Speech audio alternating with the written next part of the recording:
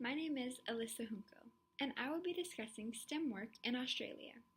STEM allows a developing country to progress and expand. First, I will begin by discussing engineering in Australia. The Aboriginal people had a deep understanding for their environment and culture. In order to survive and thrive in their environment, engineering was a necessity. One of the most popular tools that was created was the boomerang. And no, this is not the boomerang that we picture in our cartoons where you throw it and it comes back to you.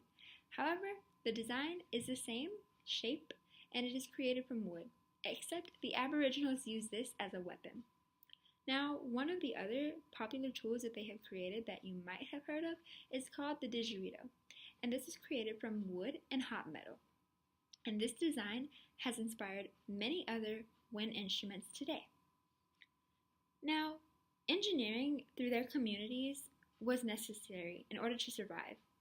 From designing tools that they use for food and for fighting and constructing their everyday living spaces to simply dwelling. Engineering was and still is prevalent in their culture. So, these engineers continued their work daily by remaining culturally inclusive and collaborative in order to provide STEM advancements. Overall, I have learned that the stories that we hear in this class are not well known at all. So bringing them into the light and bringing awareness to them allows other cultures to learn from them and other environments to gain insights and perspectives. So you might be wondering, what other things were created through engineering? Well, one of them was whaling.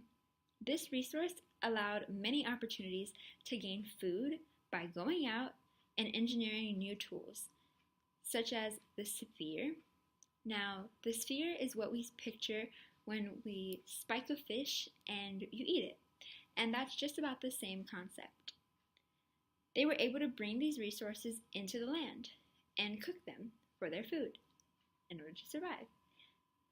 And they also used bones. So the whale bones were able to be sharpened into spears. The flubber, which is the excess, was used for oils on their lanterns, and this was very important when it got dark outside or it got too cold, provided some light and maybe some extra warmth. When there was no electricity as well. Now, when this resource started to decline and population began to arise, they were forced to go and find new resources. Now you might be wondering, what new resources would be left in such a plain time? Well, farming. They had to engineer new technologies such as tractors or cutting tools to harvest wheat. And during that time, wheat and corn were the most popular resources. They were the hottest on the market. In order to maintain their farmlands, they had to engineer these kinds of tools. And STEM work, in order to sustain the population growth, was necessary in their time as well. Hi, my name is Ranee Arellano, and today we're going to be talking about the Aboriginals from Australia. I just want to start off by saying no, I'm not using my phone and driving. I'm parked in a parking lot. So I want to be clear, safe. Don't text and drive.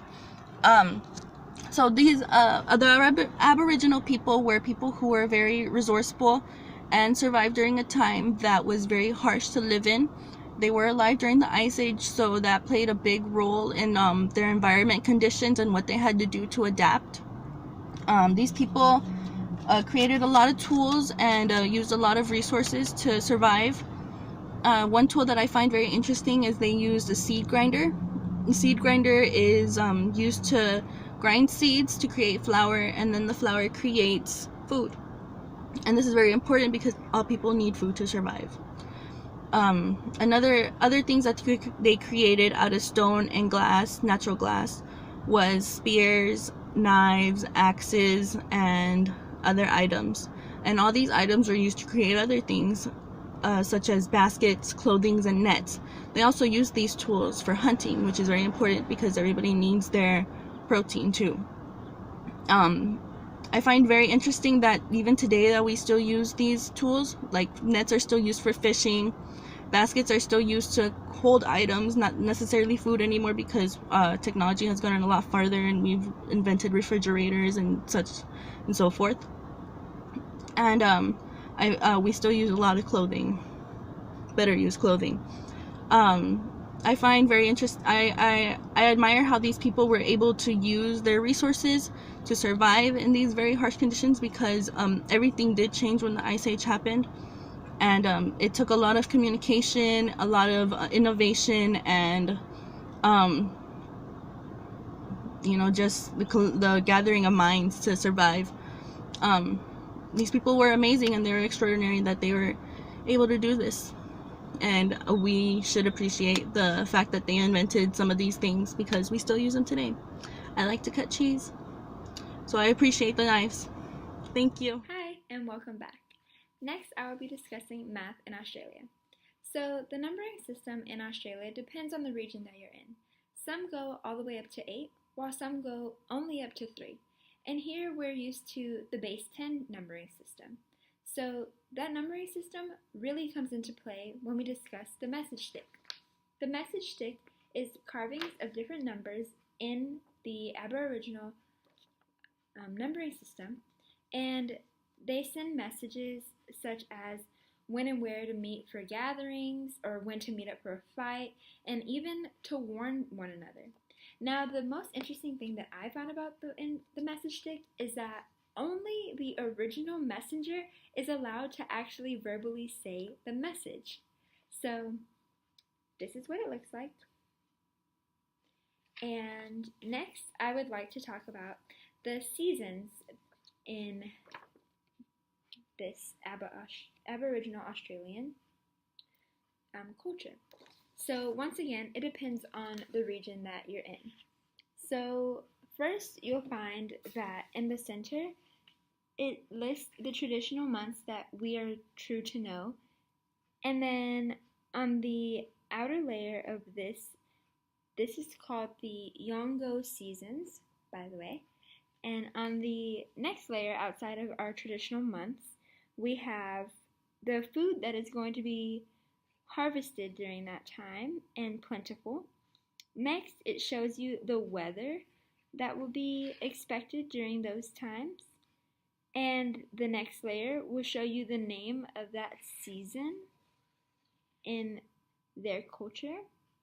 And lastly, it will even tell you the expected winds during that season.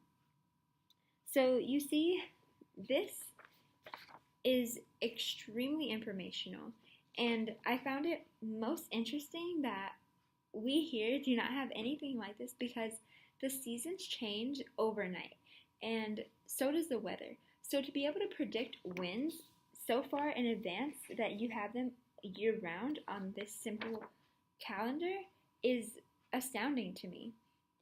This concludes our project on STEM in Australia. Thank you for listening, and I hope you learned just as much as we did.